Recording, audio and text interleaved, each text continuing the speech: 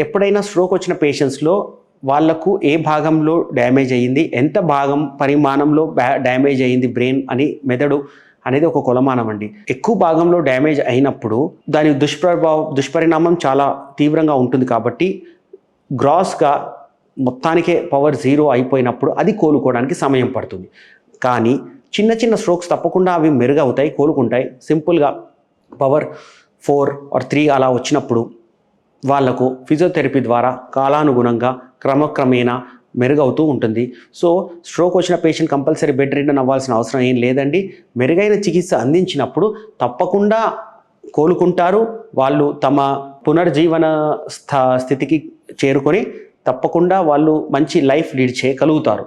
కాబట్టి ప్రజలు ఈ అపోహను తొలగించుకొని స్ట్రోక్ అంటే పక్షవాదాన్ని భయపడిపోయి ఏదో చెట్ల మందు తాగడము, లేకుంటే ఆయుర్వేదిక్ డాక్టర్ల దగ్గరికి వెళ్ళి సమయాన్ని వృధా చేసుకోకుండా క్వాలిఫైడ్ న్యూరాలజిస్ట్ దగ్గరికి వెళ్ళి సరైన మెరుగైన వైద్య చికిత్స అందించుకుంటే తప్పకుండా పేషెంట్ రికవర్ అవుతాడు.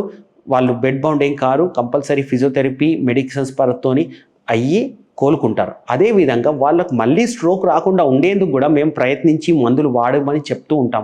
చాలామంది పేషెంట్స్ మందులు ఆపేయడం వల్ల కూడా రావడం జరుగుతుంటుంది. సో ఇవన్నీ జరగకుండా మమ్మల్ని మోటివేట్ చేస్తూ వాళ్ళని మేము చూసుకుంటూ మందులు వాడే విధంగా మేము చేయడానికి ఈ రివ్యూ చెకప్స్ కూడా దోహదపడుతుంటాయి.